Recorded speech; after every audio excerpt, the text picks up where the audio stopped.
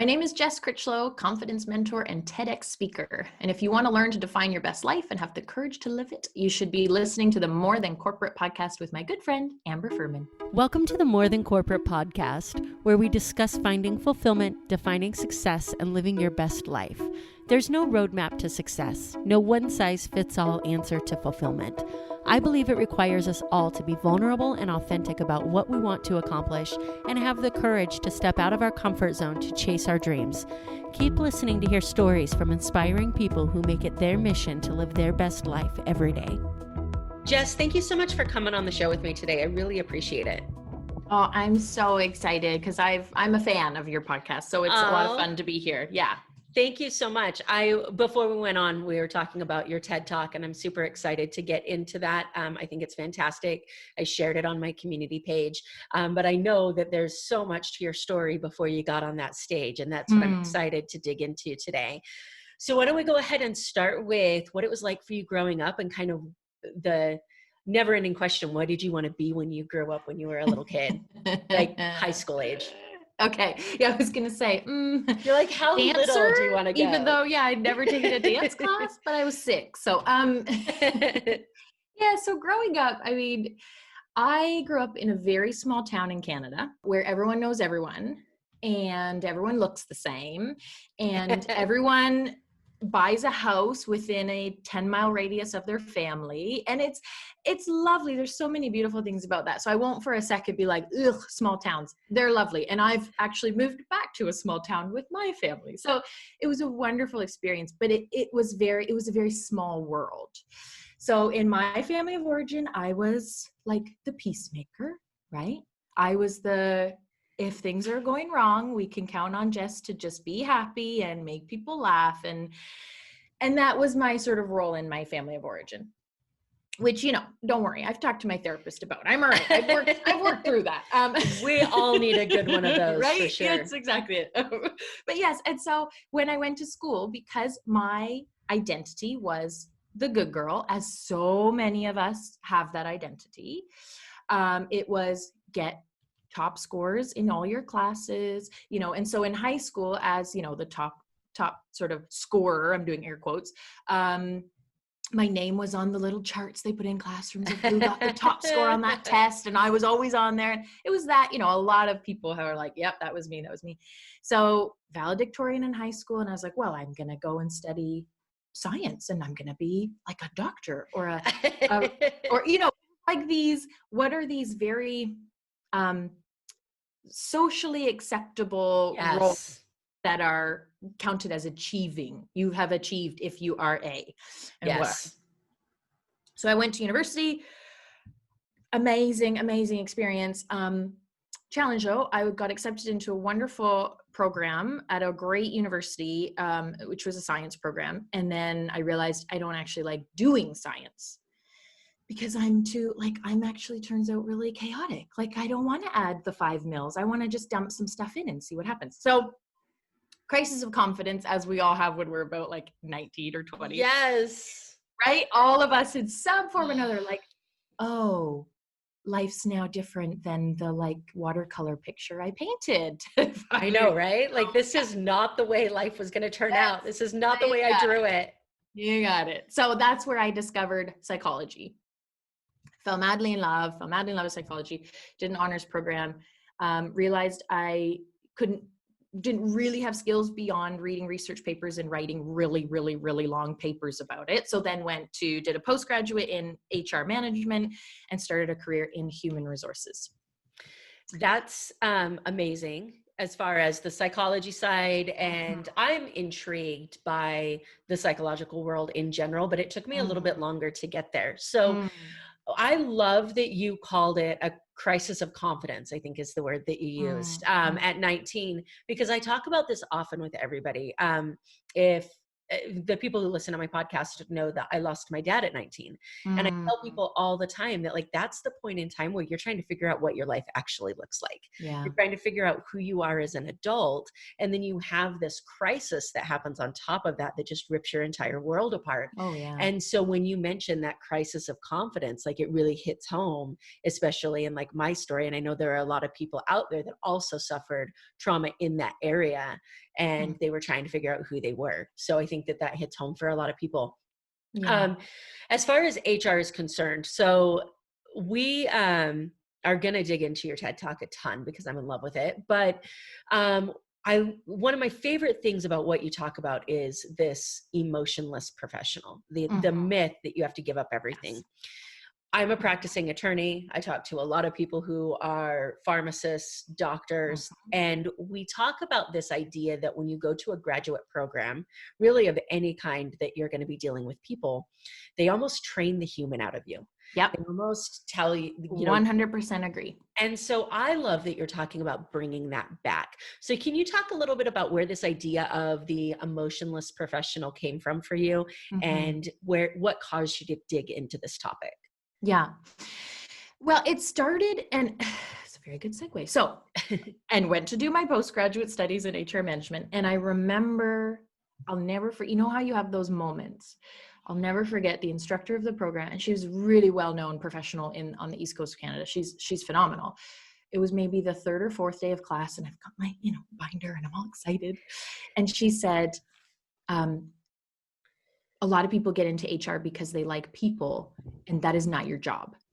Your job is to keep the company legal, compliant, and actually you'll end up being the police in a lot of organizations you work in.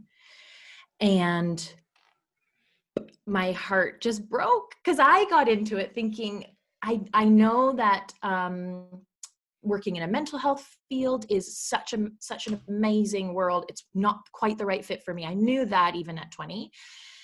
And I said, okay, and so I was like, well, where can I fit this love and this passion and this interest in people? And I was like, oh, I can work in business in this field. And cue crisis of confidence number 2. And so what I did though, and I don't blame myself for this. I'm glad I did it because that's the best way to learn, is just going for it, is I accepted that.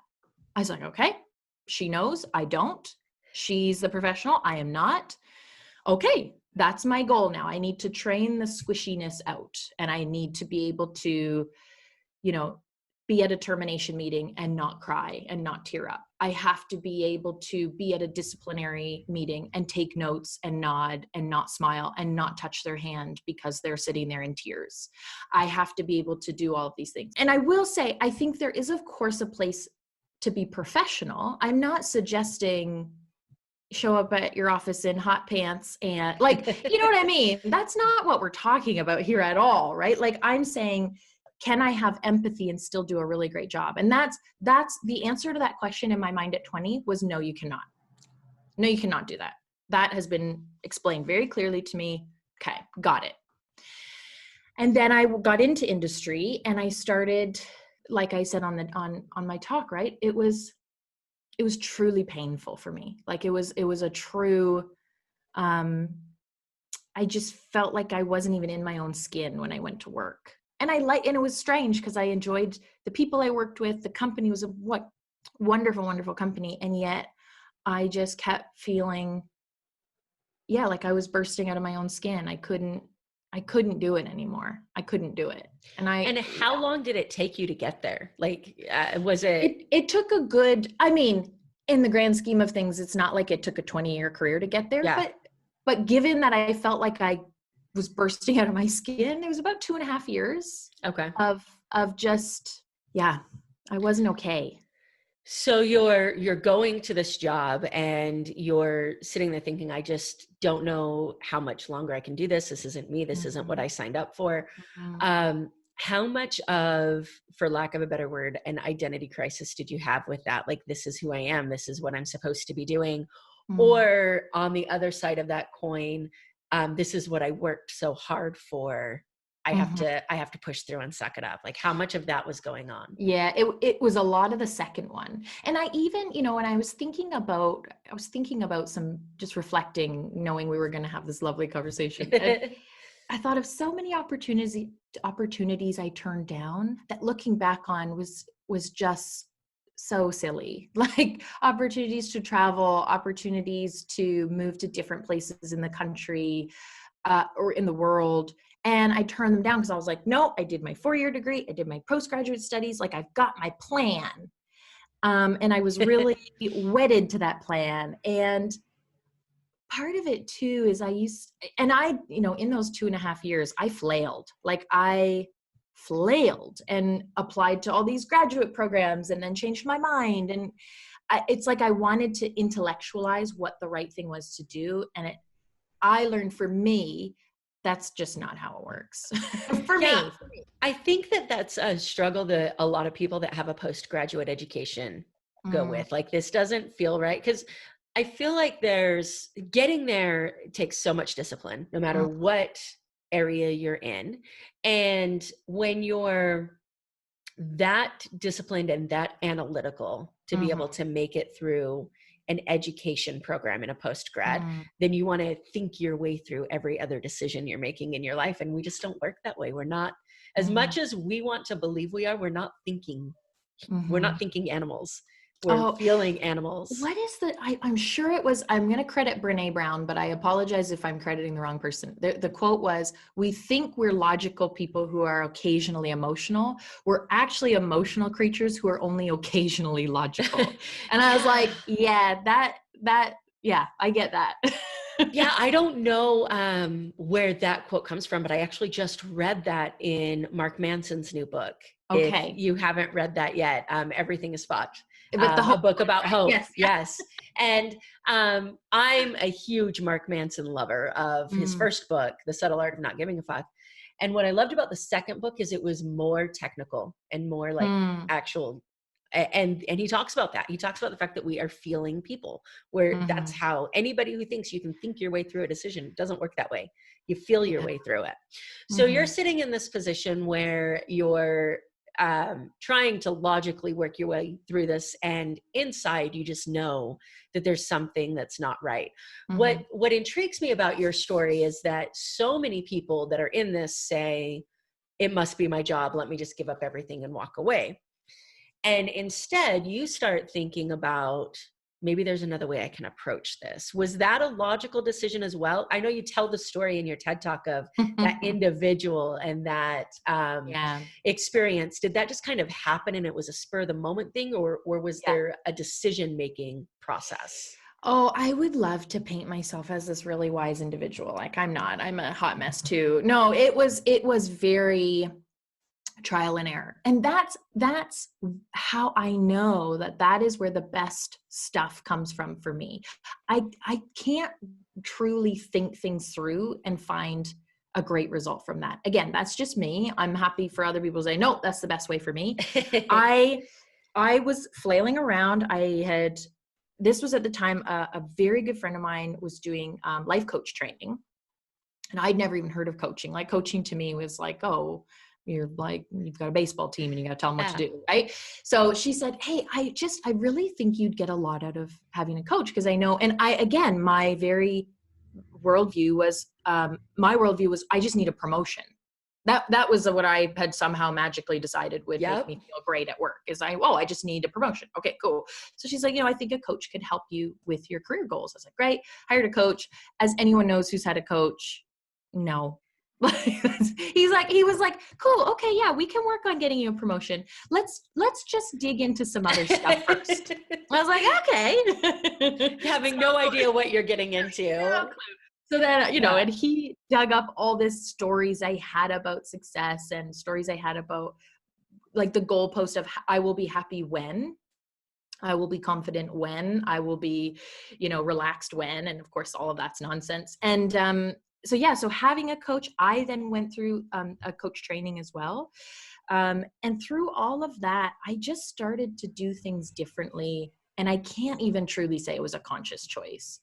It was like that moment of sitting across from someone that a very senior person, and I had to go through their termination with them.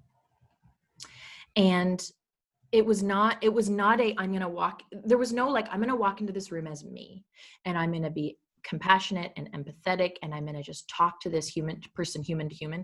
That did not happen. I was like, okay, I've got my blazer, I've got my folder with my information and my numbers, and I'm going to sit and I'm going to walk them through it and I'm going to get them to sign because that's what they're paying me to do. And then something else just happened. And it was, I've never looked back. Never looked back. I love the universe for stories like that, because it just like, that's the way that it was supposed to happen. Right. Yeah. Like, and I think that any of us who have gone down this path realize that fear, and for everybody it's different, but it's always this fear of, what are people going to think of me if I show my Oh, emotions? yeah. What is the rest of the HR world or the legal field or the medical field like? That nobody does this. And once you realize that you start to show your emotions and you don't die, and that you don't get like a cast out of all of your professional community friends, Yeah. and like, nobody has like your head on sticks. You start to move on and go down that road and realize how much better that you feel. I think there was a really important distinction that you made as you were going through talking about this, and that was the difference between behavior and emotion. Can you dig into that a little bit and what you meant by that? Yes. Oh my gosh. If there is one thing people will get out of the work I do before I die, it is that. Here's what, because I've worked in HR, and then I've worked in my bulk of my career was in learning and development, working with leaders, workplace culture, and time again, what I hear is, if I allow anger at team meetings, things will be out of control. People will be aggressive. People will be disrespectful. People will get into fights. People won't focus on their work. And I have to keep saying, listen, you are talking about choices people make with their behavior, right? These aren't even in the same world. I can feel an emotion and not act on it. That's the definition of being a human. Like, we have this ability. It's incredible. Like, we've all got this ability. Wait. Self-control, it's a thing? You got it, my friend. It's a skill.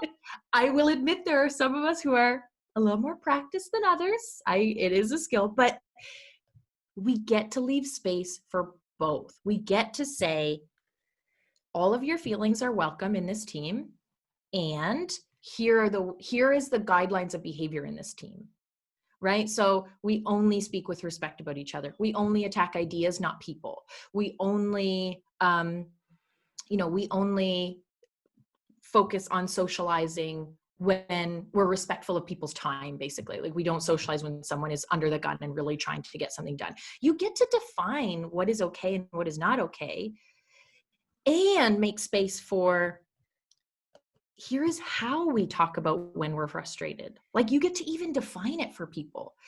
That does not preclude, that does not make it that emotions are not okay if you say these are the behaviors that are okay and not okay in this team.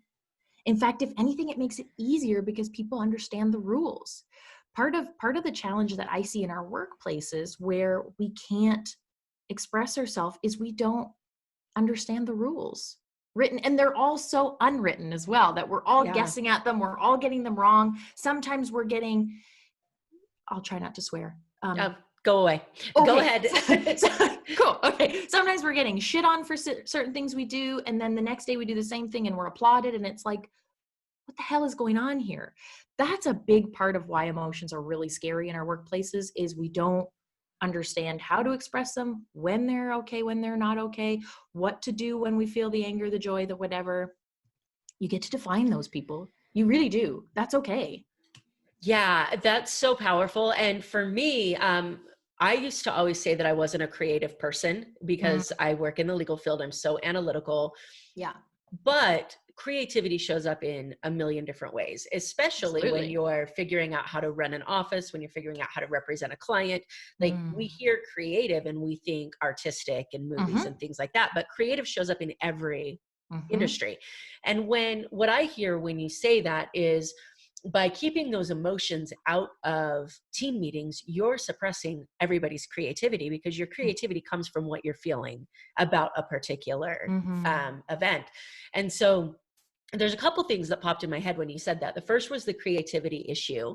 And then the second was like this team leader that's basically imposing their thoughts on what could possibly happen if they let emotions come on, to the detriment of everybody on his team. Yeah, absolutely. And there's two things I always see that happens when I work with a team or in a company where emotions are not allowed. Two things every time. The creativity, for sure. You cannot be creative and innovative in a psychologically unsafe environment. When you can't throw out an idea and feel okay about it being a terrible idea when it's not a safe place, it's not going to happen. No one's going to throw out ideas because they're not accepted for making mistakes, for throwing out crazy solutions that aren't going to work. So the two other things I see is, one, just energy, right? The sheer amount of time and effort it takes to pretend I'm happy when I'm really and truly infuriated and frustrated and just so annoyed with what work we're doing. But I'm pasting on a smile and going, okay, I'll work on it right away. I'm so excited about this. That truly is an energy suck. So that's one. The other thing, the emotion is there anyways. You not allowing it to be expressed is not making it go away. It's not like, oh, I'm just super excited about all the work we're doing. My anger has dissipated because I'm not allowed to express it. No, it's still there. So now I'm feeling resentful as well as frustrated. And now I'm talking bad about my manager to another colleague of mine. Like, it doesn't solve anything not allowing those emotions. And one thing I didn't talk about a lot in the TED Talk, purely for time, is what I see a lot is actually the positive emotions are just as, if not more, scary for people in the workplace, because it's like, I'm not professional. We're wasting time. Like, what our obsession is with time, I don't know, but there it is. That is just as uncomfortable for people, actually. That's so interesting that you say that. So when you're talking about positive emotions, for those who may not be familiar with that term, what are you referring to?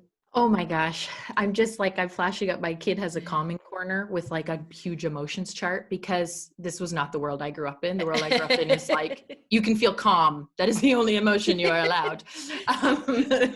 But happy, joyful, excited, silly is that is one of our positive emotions that we don't allow at work. It's to our detriment. Calm, flexible is one, which is really just another, it's the affect of creativity. These are all ones that are so valuable, and we don't allow them just as much as we don't allow the bad ones. I know people say like, oh, but I have fun with my employees. I'm like, do you though? You might think you have fun with your employees, but what do your employees think, right? Because if we're talking about creativity and happiness, and all of this doesn't even just go to creativity, we're talking about longevity, loyalty, willingness to stay in a place. And so much of that comes from the individual person's reception of what you're doing. Sure. So you may be saying, oh, I have fun with my employees, and they're seeing you as this person who's trying to have fun, but not allow any type of like play at all. Yeah.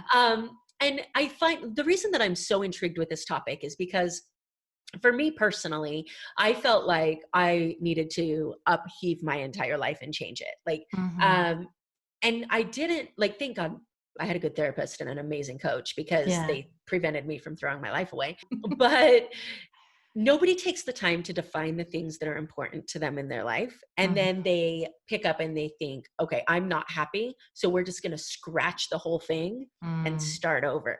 And when we start talking about this in a professional sense, you may love your job, and it may be the environment that is unhappy because of this. And so for that person that's in that spot, what advice do you have for them when they are in a place where they feel like they're emotionally restrictive, but if they were to logically think about it, they enjoy their work? Yeah, a few things come to mind, and I'm going to try to be really concise so I don't ramble for 30 minutes about this topic, because this is like, it's my topic. So one is, and let's just be really clear for some of you, there some people that are listening, they do work in a toxic workplace that is not psychologically safe. And so any advice I give to that person is probably not going to be helpful. Like, there is some of us that work in a place where it's not okay to do any of those things. But here's what I will also say is, a lot of us think we work in that environment, and a lot of us actually don't. So there's a few things I would say. So one is around real relationships at work. Everyone should have, especially those who work in a bigger organization. Obviously, if you're in a company of 3 people, this can get tricky. There's not a lot of choice, but you should have one real friend at work. And I know that sounds hokey, but it's really not. It's based on data. There's a lot of data, especially around the work Gallup has done in employee engagement, that if you have a true friend, someone who you go for lunch with and you don't even talk about work, like you kind of forget that you work together, that goes a huge long way to enjoying showing up, to like being able to weather the bad days and the annoying coworkers, because you do have this person that's in your corner. You can go to them, you can talk about whatever. That is a big one. How do you make a friend at work? Which I know sounds silly, like it sounds like we should all know how to do that. It's hard to make friends. It is hard. Really hard. Like watch your kids, or watch kids, I should say. I realize not everyone has kids. Kids know how to do this. They literally walk up to someone and say, hey, can I play cards with you? And they go, okay. And then they get to know each other, and then they're either friends or they're not. That's actually how it still works for grown-ups.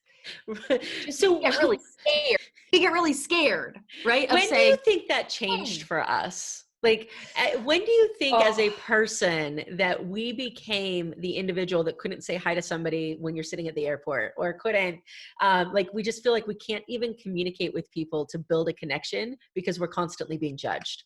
Look, we probably have to ask a child psychologist for whether I'm making this up or not. Here's what I believe and what I've seen. I think it's younger than, like, I know a lot of people say like, oh, high school. And yeah, high school, anyone who liked high school, I'm like, what? Really? Like high school? Oh my God, I'd never do high school again, man. I truly think it's around like 11, 12 years old. I really think that's when we start to look to the left, look to the right, and go, I'm not as pretty as that one. I'm not as smart as that one. I'm not as funny as that one. I'm not as outgoing as that one. And we start to just play the comparison game, and it becomes way too scary. That's what I have seen. What do you think? Like, where do you think this tips over? I think I tend to agree with you. I think it might even be a little bit younger than that. Yeah. From an NLP perspective and a psychological perspective, when we look at like an imprint year being 0 to 7, Mm-hmm. and then like you're modeling from like 8 to 12, 13-ish. Mm-hmm. I think it's in that modeling period of like 8 to 13 where we start Mm-hmm. to actually look around and figure out like, where is our place in the world, that we start comparing things. I think it's really interesting though that for me, and again, I'm not a child psychologist either, so this entire podcast can be complete bullshit, but hopefully it's entertaining. But I think that, like, as we know in the psychological world, the things that trigger a change in behavior don't always actually have a visible behavior change for years down the road. And so I think that those thought process could start around the 8 to 12 to 13, but we don't actually see the true impact of those until post high school. Because for me, I grew up in a really small town. So I didn't really have to, there wasn't options for me. The people that I started kindergarten with were the people I graduated high school from. Yeah. And so it wasn't until I actually got into a place where you had to stand on your own 2 feet. You don't have your parents telling you where to go. You don't have these rules that you're figuring out where your place is in the world. And then all of a sudden, all those comparisons make a huge impact. So that's kind of my take on it. Yeah, and it's so funny you say that. What popped to mind is I used to love writing. And then we had a writing competition at school. I would have been in grade 4. So what's that, 9, 10 years old? And I remember that was the first moment where I realized other people were better writers than me, that it was like a spectrum and I wasn't at the top. And so I never really wrote again. Until I did a whole bunch of work as an adult, and now I do write again. Granted, it's mostly, blogs and stuff for my work, but I really enjoy it. And I still, to this day, let me be very clear, I haven't cleared that. It's not like I'm just like, who cares that other people are better writers than me? La, la. No, I still, to this day, I'm like, oh, does this make sense? Like someone else write this so much better than me, but whatever. But I don't let it make my decisions for me now. That's the only difference. Yeah. And I think that's really powerful because there are so many people that look at another individual that's a little bit higher up on this, whatever scale they perceive, and think they have it all figured out. Oh, yeah. And then we have these conversations and we realize that everybody's like, these things never get easier. You just get easier. You get better at managing them. You get better at telling your emotions, or let's go with fear. You get better at not letting fear hold you back. The fear never goes away. You just get better at like putting it in its place and pushing through anyways, and saying, I've got to push through this. So yeah. Are you still in the HR space, or are you coaching full time now? No, so I moved away from HR. Actually, even while I was still an employee, I moved into learning and development, which people are like, that sounds like HR. It's kind of is, it's just fun HR. So it's training and leadership coaching and, the coaching consulting training world. So that is what I do full time now. So I moved away from being employed. I'm self-employed now, and I do mostly training, virtual and in person when the whole world wasn't on fire. Yeah, when we can actually be people Yeah, again. when we could see other humans. So I'd like to get back to that again. Training, team building, and then consulting and virtual training as well. And I think what I want to be really clear with people, if there's anything I've learned, and it doesn't have to be someone who wants to be self-employed. You can get to there's lots of days I miss being employed for lots of reasons. It is not inherently worse or not as good, right? Here's what I'd say though, is anyone sort of back to that question of what should people do is Yes. honestly try stuff. My most well-articulated advice, but volunteer for a project. You might hate it and it might be a huge regret and you'll be like, oh my God, I actually hate this part of work. Amazing. Off the list. Yeah. That is a good result. Knowing you hate something, that's an amazing result, right? Volunteer for things, get onto different committees, put your hand up for different projects. And yes, I know you're busy and overwhelmed as you are. So also have the conversation of, if I'm on this committee, I like to give up X thing. So it's a yes and a no. They've got to balance out. Try stuff on. That is the only, it can't be a thought experiment. I just don't think it works that way. No, I agree with you. I agree with you. And I think it's because everything that goes on in our mind is we're creating that whole scenario, right? So we will think our way into the scenario that we want rather than just trying it. I'm very good at doing that. Yeah. Me too. Me too. I was actually having a conversation with my coach a little while ago, and she got me to a point where, because I was dealing with this identity crisis, and she got me to a point where she says, where I was able to say, you know what, that's actually really logical. And she says, with as high auditory digital as you are, why is this the one time in your life you choose not to listen to logic? And I was like, you know what? You just take your voodoo, ninja stuff, coaching life away. Take your mind ninja. Get out. Yes. Get out of my head. But it's crazy because that's the perfect example of us being so logical, but then refusing to listen to logic when it doesn't fit the scenario we want to create, which is what happens when we think our way through anything.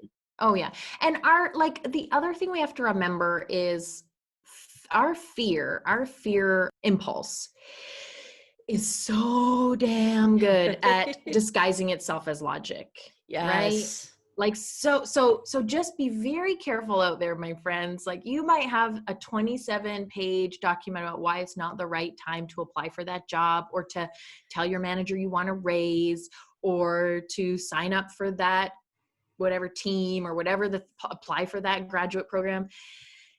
I can guarantee you 26 out of 27 of those pages is fear. One page is logic. There's always logical reasons not to do things. But I'm telling you, man, fear is so good at here's the reasons. They're logical. Yep. A plus B equals C, right? And yeah, it's crazy how true that is. So whoever's listening to this, you need to take from this: behaviors are not emotions.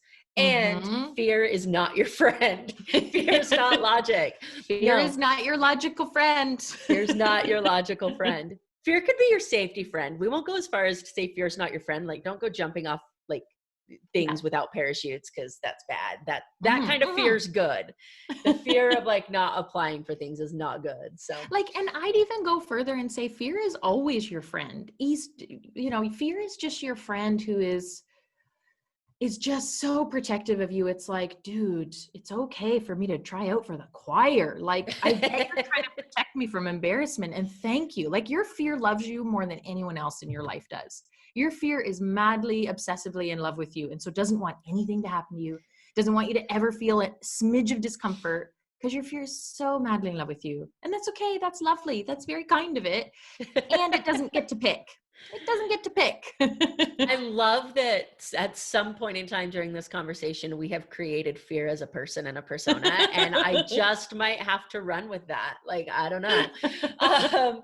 All right. So you decide that you're going to go into this consulting coaching role, which I think is amazing. And so you work with leaders that are building their team, or do you work with the individual team Yes. members? How do you do that? Yeah, so I've actually recently shifted. For about 3 years, I was working only with leaders. Mostly 80% of that was, I call it consulting because I'm a wee bit too bossy for it to be called coaching, even though I use all of my coaching tools and skills that that I've studied. And then actually just at the beginning of the year, I realized I really miss working with high potential individuals because I got to do that a lot in my employed roles. Yes, I worked obviously with management. That was 60 to 70% of what I did, but I also got to work with these just high potential, amazing people who were just a little soft skill away from like showing their brilliance, or like just a little tiny fear thing away from showing their brilliance. So I'm offering that as well now, working with individuals, particularly around confidence and the soft skills that can build that confidence. But yes, and a lot of my work is still with leaders as well. And what is, if you can boil it down, this might be an unanswerable question, and if it is, that's fine. But what would you say is like the number one misconception that you get from leaders that are leading a team that you feel like you have to address with like almost every leader that you deal with? That being nice and being kind are the same thing. Ooh. That's actually an easy one for me to answer. Can you explain? Can you delve into that a little bit? Yeah. So somewhere along the line, and I'm going to guess school, but whatever. We won't worry about where this came from. We decided that being nice to people, defining nice is making sure no one is uncomfortable.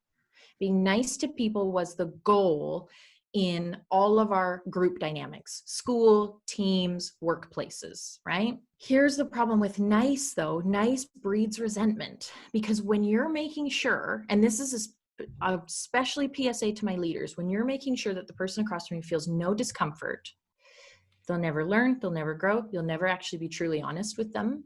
You won't have uncomfortable conversations that are for the benefit of their career. Kind, though, on the other hand, kind and honest are pretty much like they are conjoined twins. Like you cannot have one without the other. Being kind, I'll give you a great example. This will define it for you and your listeners. Someone is on their phone in a team meeting. They're like not paying attention. They're on their phone, blah, blah, blah. Being nice is just kind of ignoring it, like passively doing hey, Joe, did you have any questions? No? Oh, okay.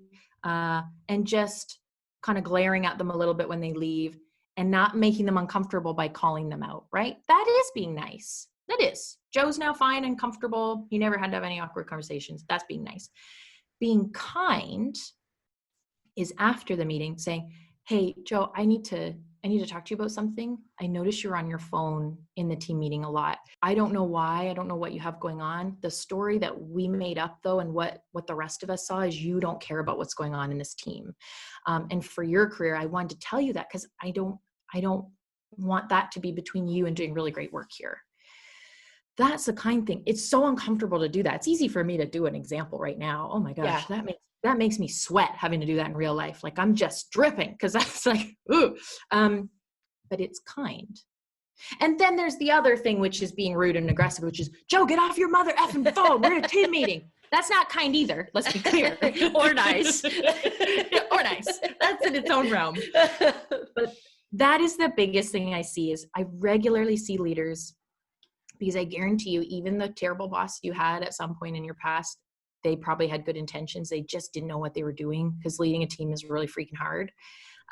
So they'd be nice, which breeds resentment, which breeds you don't actually know. Like, that's why we don't get feedback. Of course, we're screwing things up, but it's uncomfortable and they don't want to make us uncomfortable and they don't want to make themselves uncomfortable. And so we be nice. And then we just resent each other. Bringing that around for full circle to like the whole amazingness of what you talk about. Do you think it's possible to be kind to a person without also allowing your emotions into that situation, without allowing yourself to be empathetic? No, I'm happy to be proven wrong if someone has an example, but it's never been possible for me. Because I think about that example you gave, and I think that there are two ways that could go. It could go like completely emotionless of, that conversation, and then the employee walks away and is like, oh, that guy's an asshole. Yeah. Or it could go with the empathy of, I really care about you, which is unfortunately emotion. And it could end in a way that says, hey, I kind of feel like this guy has my back. Maybe I should pay attention. Yeah. And we put kindness in the category of like rainbows and butterflies and fuzzy kittens, and it's really sweet and kind and friendly and lovely. Kindness is actually really hard to do, because it's genuinely caring about the person more than your own comfort. And that is very hard to do. I struggle with that to this day all the time. That's It's so really amazing. That's so valuable, I think, for everybody to listen to, both on the leadership side, but also on the employee side, because, you know, we phrased this question on the leadership side, but this goes employee to employee, or even like family members to family members. Like this idea, yeah, this idea of kindness goes a long way. So I thank you. I didn't think that question was going to be that easy to answer, so I'm glad it was. So I want to switch gears just a little bit and talk about success for you. Obviously, we've talked a little bit about it throughout your story and the struggles that you had with feeling like you couldn't be yourself. What does success mean to you now? It's an interesting question, because, and I knew, I mean, I've listened to your podcast. I knew you were going to ask me this, but I'm actually still really wrestling with that question for lots of reasons. But one I'm struggling with is, for me, success is very tied to, it sounds hokey, but integrity. So like, am I showing up in a way where my inside matches my outside? And that is incredibly uncomfortable for me. That's not something that comes easily to me. And then I do start to, of course, to like argue with myself, because I've got like 16 people shoved in this brain. I'm like, but hang on. So your inside matches your outside and you've made no money this month. Is that success? And I'm like, yes, but it's not a profitable business. So how does that work? I'm still really wrestling. I don't have the answer figured out, to be honest, for myself. I know integrity is a huge chunk of it. I'm paying my bills is in there somewhere too. And I haven't pushed it together yet. Yeah, this is important stuff to me. Being able to buy food for my kids, that's on the list of things. But so I haven't figured it out yet, to be honest. I'm still really wrestling. So I love that answer. And the reason for that is because the whole purpose of me asking this question and bringing this issue to light isn't to figure out what everybody's idea of success is. It's to start the conversation that we need to be thinking about it. And I think that like the person that comes on this podcast that answers what does success mean to you and has this definition, I could talk to that person in a year and a half and they could be like, well, it's completely changed. Right. And so like, it's never this solid definition and it's never something we have to have figured out. But at the same time, by thinking about it and trying to figure out what it means to you, I think we figure it out more than we logically think we do. Yeah, it's a very good point. Like just asking the question is a huge part of it, regardless of what comes spilling out of your mouth. Yeah, like just actually thinking about it. Yeah, like, I don't think the answer is as important as the question, just because it's a question that's never asked. You know what I mean? Like we're not raised as kids to say, all right, I want you to tell me what success means to you. We're told success is this, now go get it. And so like, that's why I love your answer so much. So you may think you don't have it figured out, but I think it was perfect. I got a little bit of it figured out. What was this? Have you ever watched, there's a documentary called Finding Joe. It came out maybe a decade ago. I've heard of it, but I haven't watched it. It's really lovely and really thought-provoking. And it's a lot of these, it's very similar to the questions you ask your guests. And one of the quotes from there, I can't remember who said it, but it was in that documentary. They said, I spent my whole life climbing the corporate ladder only to find out it was against the wrong wall. And I was like, oh, that one got me. That hurts a little. Like, there are certain things, and I think everybody who listens to this podcast will understand this feeling. There are certain things that you hear or you read, and it literally like punches you in the gut and takes you. And that's one of those things of like, ouch, that hurts a little bit. We have hashtag 2x4 in my community, and that's what we, I'll get those all the time. Somebody will just send me hashtag 2x4 and I'm like, I don't need that today. Let's save that for later. I don't want to learn anything today. I just want to eat Jell-O. Because I've always used the analogy that the universe will give you clues as to which way you're supposed to be taking your life, and they'll be gentle about that. And then when you don't listen, all of a sudden it comes at you with a 2x4. So Yep. Yep. you can tell my dad built houses for a living. I have a lot of construction references, pieces of wood.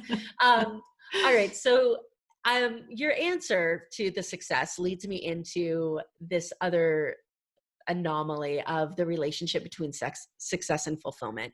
And this wasn't something that I had thought of when I started this podcast. This has kind of come to light because of all of the answers that I've been getting to success. But what do you think is the relationship to you between success and fulfillment? Or are they completely unrelated? No, they are related for me. For me, it's almost like there's a third entity in there. It's like, I can't articulate it. So this is sort of a useless answer for you, but it's like success and fulfillment, for those who can't see what I'm doing. They kind of go up, like one goes up an inch and then the next, they drag each other along almost. And then there feels like there's something else in there. I don't know if it's positive emotions like happiness and excitement and silly, or if there's something about relationships, but it feels like there's something else that's helping pull them each along. Or maybe it's just the dynamic between each other. But for me, once you set a goalpost, I can't say I've learned the hard way. I can't say I will be happy when. I will feel successful when. Because every time that has 2x4 smacked me in the face, it's like, oh, I did the goal and I feel the same, if anything, a little deflated. Oh. Well, and the scariest thing, and I can say this from experience, and I think that you can probably relate as well, the scariest thing is reaching that goalpost, that milestone. Because when you reach it and your problems are still there and your life's not perfect and you're not surrounded by pixie dust, your entire world kind of falls apart for a little bit. And you have to refigure out what life looks like to you, because your thing that was supposed to make everything better just shattered. So that's the goalpost. Stay away from those. And I kind of agree with you. I know that it's hard to articulate, but I kind of agree with you. Like, there's success and fulfillment are these two topics and ideas that are so intangible. But there's something else we relate to, and that's like whatever we relate, I think, to happiness or joy or accomplishment or whatever that is. And I could totally see that being kind of that third thing that plays in your, something that whatever our individual goalpost of progress is kind of in there. And so I really like that. I've actually never thought of it like that before, but I think that resonates a lot with me. Good. Yeah.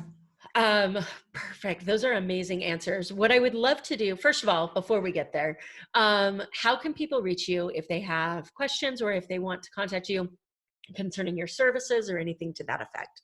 Amazing. Well, my website is under construction because I finally was like, hey, I have an idea. Instead of pretending I'm a website designer, I could hire one who does this and is good at it. I know. It only took me 4 years to come up with that brilliance. Under construction by a wonderful website designer. So social media, at Light Up Work is all my handles. So you can find me there. Jess at Light Up Work if you want to drop me an email. That's where I usually hang out. You'll see pictures of my truly adorable children. I do talk about how annoying they are as well, though. So don't worry. I don't paint a beautiful Instagram picture. It's the worst. Yesterday, my 3-year-old literally came in during my video conference, insisted on sitting on my lap and talking into my mic. And I was like, I'm a professional. This is just the times we're in. I'm a professional. Yes.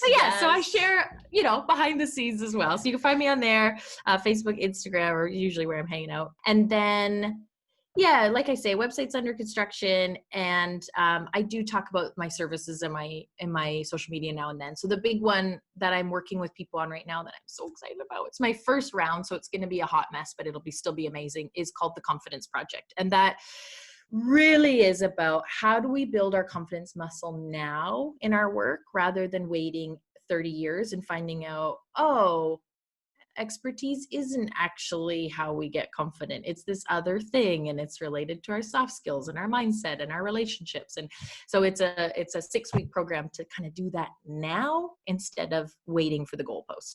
So that's what I'm up to at the moment. Love it. And when does that launch? Do you have dates for it yet? Or so the first beta round is launching next week. I'm so excited. And I just love the people that I'm working with on it too. So even if it's a disaster, I'm still going to have so much fun. And then it's going to run again later on in the summer too, in a little bit more of a cleaned up version too, if anyone's interested.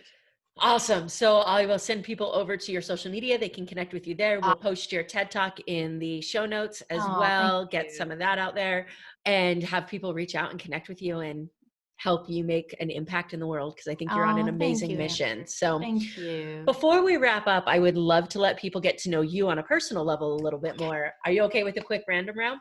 Let's do it. All right. What profession other than your own do you think would be fun to attempt? I know exactly the answer to this. I would be a bush pilot. Like, I'd want to fly people into weird remote parts of northern Canada that you can only get to by plane. I know. Dude, I love it. I want to go on that trip with you. If you could time travel, where would you go and why? Okay. I think I'd go back to like the height of ancient Greek civilization, even though they didn't really like gals then. So I'd have to I'd have to manage that. But as a kid, I was just obsessed with ancient Greek civilization. So I want to see it, even though it might ruin the glamour for me, but I'd still do it. I'd still want to go see it. Love it. What personality trait or skill or quality has been most helpful to you throughout your life? Oh, it sounds hokey, but just connection. Like, I love people. And I'm a bit of a secret introvert. Like, I also, once I've dealt with people, I have to go hide in a closet and pee for a while. Don't get me wrong, but I love relationships and hearing people and listening to their stories and telling mine. And it's so cool. The world can only get so people-y for me, and then I have to walk away. But I'm with you. I'm with you. Do you prefer, when you're reading books, do you prefer the actual physical book, or do you like listening to audiobooks? I can't do audiobooks. Not at all, huh? No, I can't do it, because before I realized, I'm like, I am 6 chapters in and I don't have a clue I wasn't listening at all. Yeah. So I don't know what that says about me. Apparently I'm only listening to real life people, but I'm a book gal. I find myself listening to the audiobook and then finding out that I find it interesting and then buying the book. And then I'm like, what was the purpose of this? So now somebody suggested that I listen to the audiobook while I read the book. And so I'm trying this out, and it's a whole different experiment. I kind of feel like I'm back in school. What book have you recommended the most to people? Okay, there's 2, because one is recently I've been recommending Untamed by Glennon Doyle. Okay. It's an unbelievable masterpiece. I read it in a day, and my whole family was like, can you just stop reading and like actually focus on the humans? No. And I was like, no, I can't. Go away. So Untamed by Glennon Doyle, that's the recent one. But over time, Playing Big by Tara Mohr, Mohr. She is magic. I'm just like a creepy raving fan. Like, I don't think I could ever meet her in real life because I'd creep her out. Playing Big. It's such a beautiful book for women in business. That's how I feel about Brene Brown. I'm like, I want to get her on the podcast, but I need to wait and calm my fangirl a little bit first. I know. I don't think I could do it. So I'm a huge music nerd. So I have to ask, what song motivates you? What's your pump up song? What gets you moving in the mornings? At the moment, it's there was a musical that came out a couple years ago. I'm so not an early adopter, by the way. I'm always 2 years behind. Called The Greatest Showman. The Greatest Showman. Yeah. So that song from there, what's it called? I'm not gonna sing it to you because no one wants that. It's the one that's like about, whatever. I'll Google it. There's This Is Me. Yes. Okay. All right. Yes. So that's my spirit song.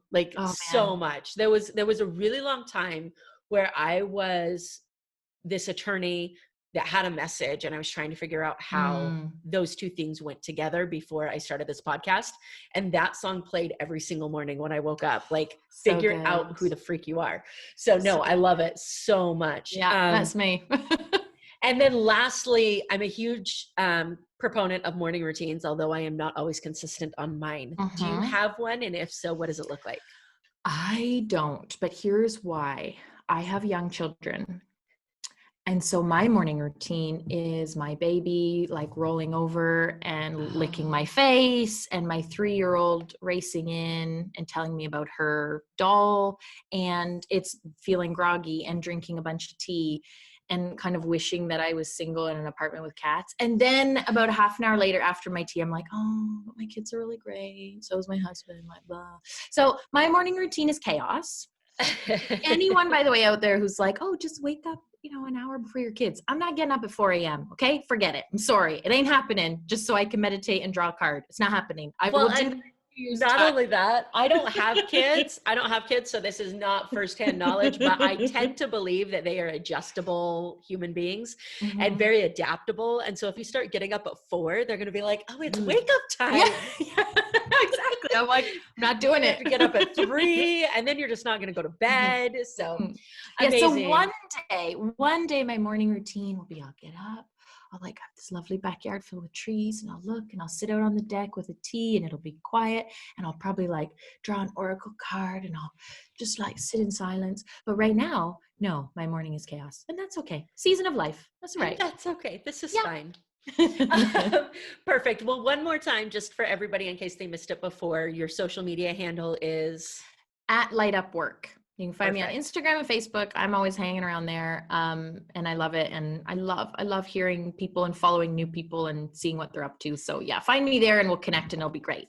Perfect. It was amazing chatting with you. There was so much value in this episode, and I really appreciate you taking the time to spend some of your busy day with us. I loved it, Amber. I love what you're doing. I love your podcast. I love your work in the world. And I'm so excited to keep seeing what you're doing. Thank you so much for tuning into this episode of the show. I hope that something that was said resonated with you or provided value to you in one way or another. I'd love to hear more about your thoughts on the show. You can reach out to me on Facebook or Instagram at Amber Fuhriman. Also, I've created a Facebook community for followers of the show to interact with me and other members of the community. You can find that on Facebook at More Than Corporate. So go ahead and join that group if you'd like to stay up to date on podcast happenings and meet some really cool people. Again, thanks so much for tuning in.